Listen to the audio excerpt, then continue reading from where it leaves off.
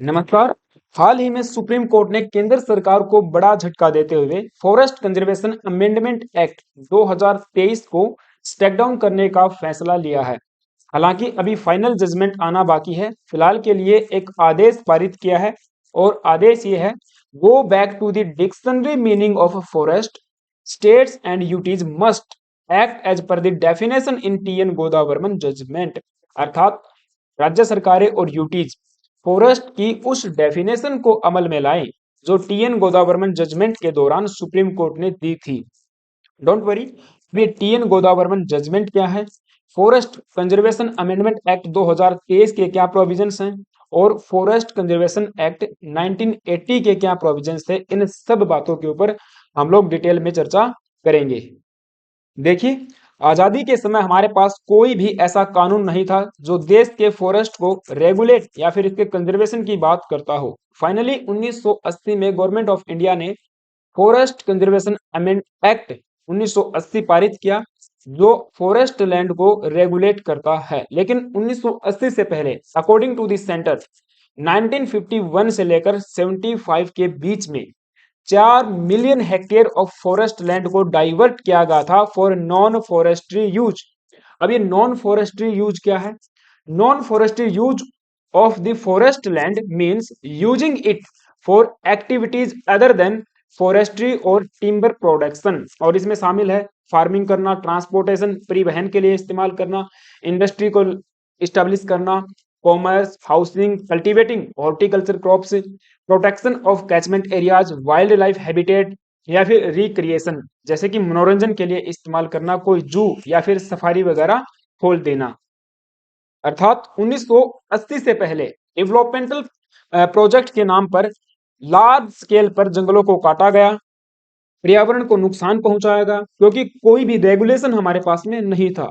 फिर इस बात को देखते हुए सरकार फाइनली 1980 में फॉरेस्ट कंजर्वेशन एक्ट 1980 लाती है, जिसका एम था to protect India's forest and regulate the diversion of forest land for non forestry purposes. तो फॉरेस्ट लैंड को प्रोटेक्ट करने की दिशा में ये केंद्र सरकार का एक बेहतरीन कदम था, बेहतरीन कानून था, क्योंकि काफी हद तक सक्सेस भी रहा। एक आंकड़ा आप देखिए, 1981 से 2022 के बीच में जो एवरेज एनुअल डाइवर्जन होता था फॉरेस्ट लैंड का, वो रिड्यूस हुआ और ये 22,000 हेक्टेयर तक पहुंचा, जो 1951 से 75 के बीच में होने वाले डाइवर्जन का 1/10 था। लेकिन फिर भी इस एक्ट में एक फ्लो देखने को मिला और कमी यह है, after the enactment of the act vast area of the forest land were designated as reserved and protected forest. Large scale पर फॉरेस्ट लैंड को रिजर्व किया गया, उसका रिकॉर्ड तैयार किया गया, लेकिन many forested areas were left out. बहुत सारा ऐसा एरिया भी था जो रिकॉर्ड होने से बच गया, मीन्स उसको रिकॉर्ड नहीं किया गया। और बहुत सारा ऐसा एरिया था जहां पर जंगल ही नहीं था, उसको फॉरेस्ट लैंड में काउंट कर लिया गया। अब various type of forested land हमारे पास आ गए। एक ऐसा जंगल जो रिकॉर्डेड है और इसके ऊपर एफसीए भी एप्लीकेबल है। एक ऐसा जंगल जहां पर पेड़ ही नहीं है, फिर भी उसके ऊपर एफसीए एप्लीकेबल है। एक ऐसा जंगल है जो रिकॉर्डेड नहीं है और इसके ऊपर एफसीए एप्लीकेबल नहीं है। तो इस तरीके से कई टाइप के जंगल हमारे पास मीन्स आ गए। तो इससे एक कंफ्यूजन पैदा हो गया कि किस फॉरेस्ट को प्रोटेक्शन मिला हुआ है एफसीए 1980 के तहत। सरकार ने तो बोल दिया कि वो एरिया जो रिकॉर्डेड है, चाहे फिर वो गवर्नमेंट रिकॉर्ड में हो या फिर रिवेन्यू रिकॉर्ड में हो, उसी को प्रोटेक्शन मिलेगा और एफसीए 1980 उसी के ऊपर एप्लीकेबल होगा। लेकिन एक ऐसा जंगल जहां पे फॉरेस्ट पेड़ बहुत ज्यादा है, डाइवर्सिटी है, बिल्कुल फॉरेस्ट की तरह है, लेकिन रिकॉर्डेड नहीं है, तो फिर उसका क्या, उसका प्रोटेक्शन कौन करेगा?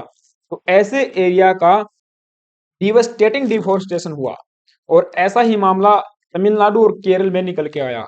एक इकोलॉजिस्ट हैं टी.एन. गोदावर्मन, इन्होंने 1995 में सुप्रीम कोर्ट में एक पीआईएल दायर की नीलगिरी ट्रॉपिकल रेन फॉरेस्ट को बचाने के लिए, क्योंकि जो नीलगिरी ट्रॉपिकल रेन फॉरेस्ट है उसके कंजर्वेशन की जिम्मेवारी, उसके कंट्रोल की जिम्मेवारी केरला गवर्नमेंट की थी, लेकिन स्टेट गवर्नमेंट फेल हो जाती है नीलगिरी फॉरेस्ट को कंजर्व करने में। इससे इकोलॉजी में डिस्पैरिटी उत्पन्न हुई और वहां की जो लोकल लाइवलीहुड है वो बहुत ज्यादा अफेक्टेड हुई। तो इस बात से व्यथित होकर टीएन गोदावर्मन सुप्रीम कोर्ट चले जाते हैं। पीआईएल फाइल की वहां पे दो क्वेश्चन यहाँ पे रेज किए गए थे। इसमें सेकंड क्वेश्चन एफसी 1980 के सेक्शन 2, जो सेक्शन 2 है, इसी की एप्लीकेबिलिटी को चैलेंज करता है कि किस एरिया को एफसीए के तहत प्रोटेक्ट किया जाएगा, किस एरिया को फॉरेस्ट माना जाएगा, ये सब बातें। तो फाइनली 1996 में सुप्रीम कोर्ट ने एक डिसीजन दिया, जजमेंट यहाँ पे दिया, the FC act would apply to all land parcels that were either recorded as forest, चाहे तो वो रिकॉर्डेड है फॉरेस्ट के रूप में या फिर रिकॉर्डेड नहीं है, लेकिन यदि वो रिजेंबल है the dictionary meaning of forest के, means any area that meets the dictionary meaning या फिर definition of a forest should be protected under the Forest Conservation Act 1980। यानी कि डिक्शनरी की जो डेफिनेशन है फॉरेस्ट के लिए वो यहाँ पे एप्लीकेबल होगी। अब डिक्शनरी जैसे कहती है कोई घना एरिया है, पेड़ पौधों की अधिक प्रजातियां पाई जाती हैं, घास की प्रजातियां हैं, बायोडाइवर्सिटी वहां पे है, वाटर का भी सोर्स है, नेचुरल रिसोर्सेज वहां पे पाए जाते हैं, ऐसा कोई लैंड होगा तो वो फॉरेस्ट लैंड कहलाएगा और उसको प्रोटेक्शन मिलेगा एफसीए 1980 के तहत। राइट। इसमें सुप्रीम कोर्ट ने एक बात और भी बोली, forests had to be protected irrespective of how they were classified and who owned them। कौन इस फॉरेस्ट का मालिक है, सेंट्रल गवर्नमेंट है या फिर कोई निजी है, किस प्रोसेस से आपने इसको क्लासिफाई किया है, इस बात का कोई भी औचित्य नहीं है। यदि डिक्शनरी डेफिनेशन के अकॉर्डिंग वह एक फॉरेस्ट है तो उसको फॉरेस्ट माना जाएगा और एफसीए उसके ऊपर एप्लीकेबल होगा और ऐसे जंगल को डीम्ड फॉरेस्ट कहा जाएगा और ये कॉन्सेप्ट 1996 में आया था।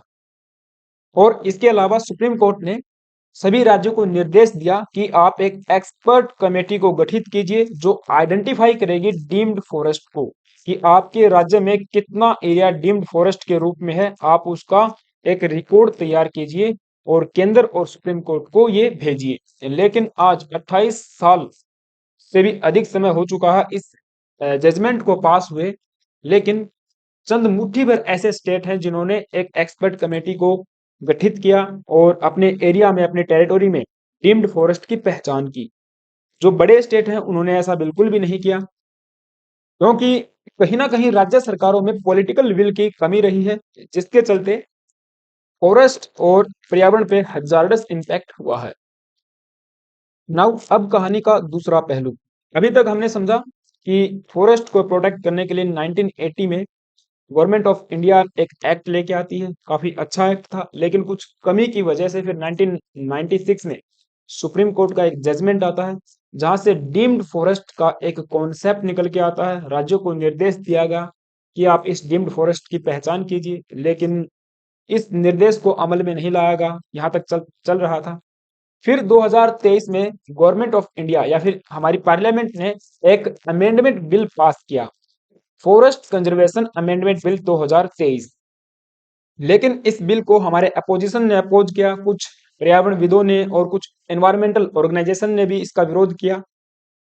इस पर एक डेडिकेटेड सेशन भी हमने किया था जिसमें आपको बताया था कि क्यों इस बिल का विरोध हो रहा है और कौन कौन से चेंजेस इसमें किए गए हैं।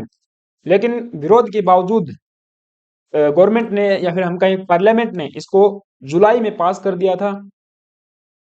The highly controversial Forest Conservation Amendment Bill 2023 was passed in Rajya Sabha after having been passed by Lok Sabha with almost no debate in June।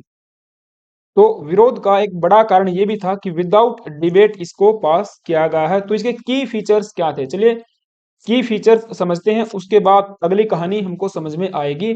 But उससे पहले आप सभी से छोटी सी रिक्वेस्ट है, अगर तो आप चैनल पे नए आए हो प्लीज एक सब्सक्राइब करना और बेल आइकन प्रेस करके ही जाना। सबसे पहला पॉइंट है, the bill seeks to restrict the conservation scope of the act to only certain forest lands that is a recorded land. अर्थात एफसीए 2023 के तहत अब प्रोटेक्शन केवल रिकॉर्डेड लैंड का ही किया जाना है, जैसा कि पुराने वाले एक्ट में था, FCA 1980 में था। ये भी तो यही कहता है कि जो रिकॉर्डेड लैंड है वही फॉरेस्ट है और उसी के ऊपर FCA 1980 एप्लीकेबल है। यही सरकार ने फिर से कर दिया कि 1996 में सुप्रीम कोर्ट ने जो जजमेंट दिया था कि ये सभी के ऊपर लागू होगा, एप्लीकेबल टू ऑल फॉरेस्ट, उस बात को यहाँ पे खत्म कर दिया गया और वापिस से बोला गया कि ये केवल सर्टेन फॉरेस्ट लैंड या फिर रिकॉर्डेड लैंड के ऊपर ही लागू होगा, जैसा कि 1980 में था। बड़ी बात। दूसरी बात, चलिए दूसरा पॉइंट और जो तीसरा पॉइंट है इसको आप उस प्रीवियस वीडियो में समझिए, उसका लिंक आपको डिस्क्रिप्शन और आई बटन में मिल जाएगा, क्योंकि यहाँ वीडियो थोड़ी लंबी हो जाएगी। पहला पॉइंट ही हमारे काम का है आज के सेशन के लिए। पहला पॉइंट क्या कहता है कि 1980 में जो रिकॉर्डेड लैंड के ऊपर एप्लीकेबल था FCA, वही कानून 2023 में लाया गया कि 2023 वाला एक्ट भी यही कहता है ये केवल रिकॉर्डेड लैंड के ऊपर लागू होगा। जो सुप्रीम कोर्ट ने 1996 में बात बोली थी या फिर जो डेफिनेशन दी थी फॉरेस्ट की, ये उसके ऊपर लागू नहीं होगा, या फिर जो डीम्ड फॉरेस्ट वाला कॉन्सेप्ट है ये हमारे समझ से बाहर है, ऐसा सेंट्रल गवर्नमेंट ने कहा।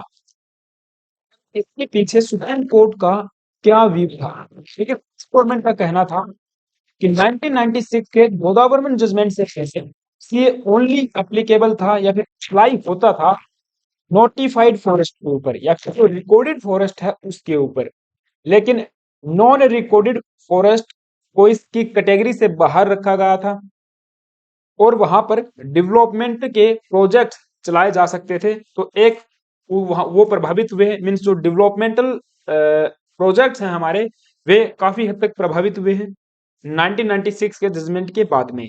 दूसरी बात, लोगों के मन में बहुत ज्यादा कंफ्यूजन पैदा हो गया है कि प्राइवेट या फिर जो गवर्नमेंट नॉन फॉरेस्ट्री लैंड है वहां पे प्लांटेशन करें या फिर न करें। मान के चलिए ये एक गवर्नमेंट का लैंड है और ये कोई प्राइवेट है, निजी है। यहाँ पे गवर्नमेंट ने फॉरेस्ट जो है प्लांटेशन किया और यहाँ पे निजी व्यक्ति ने या फिर किसी निजी फर्म ने प्लांटेशन किया, लेकिन एक डिक्शनरी डेफिनेशन के अकॉर्डिंग आगे चलकर ये क्या बन जाएगा? फॉरेस्ट बन जाएगा और ये भी फॉरेस्ट बन जाएगा। तो केंद्र सरकार का यही कहना है कि लोगों के मन में ये डर उत्पन्न हो गया है कि आगे चलकर केंद्र सरकार इसको अपने कब्जे में ले लेगी, इसको FCA 1980 के अधीन जो है कर दिया जाएगा। सो इसीलिए it is necessary to clarify the act applicability to different type of land, कि इसकी एप्लीकेबिलिटी है क्या, किस टाइप के लैंड पे ये एप्लीकेबल होगा, ये हमको डिफाइन करना बहुत ज्यादा जरूरी है। और इसीलिए सरकार ये एक्ट जो है अमेंडमेंट लेके आई है। केंद्र का कहना है कि जाहिर तौर पर महत्वपूर्ण पारिस्थितिक लाभों के बावजूद भी निजी नागरिकों के बीच निजी वृक्षारोपण और बागों की खेती करने में अनिच्छा है और इस डर से उन्हें वन के रूप में वर्गीकृत कर दिया जाएगा और इस प्रकार उनका स्वामित्व शून्य हो जाएगा। इसीलिए लोग प्लांटेशन नहीं कर रहे हैं, जिससे हमारी इकोलॉजी और पर्यावरण काफी प्रभावित हुआ है, क्योंकि भारत का जो एम्बिशन है कि 2.5 बिलियन से 3 बिलियन टन जो कार्बन सिंक क्रिएट करना है, वो कहीं ना कहीं मिटिगेट होता हुआ नजर आ रहा है। हमको नेट जीरो गोल को भी अचीव करना है, तो उसमें भी डिले होता हुआ नजर आ रहा है, क्योंकि जितना ज्यादा हम लोग पेड़ लगाएंगे उतना ही ज्यादा एक कार्बन का एमिशन जो है वो एब्जॉर्ब होगा। और ये कहते हुए सरकार ने 2023 में फॉरेस्ट कंजर्वेशन एक्ट 2023 जो अमेंडमेंट लाया था वो पास कर दिया विदाउट एनी डिबेट।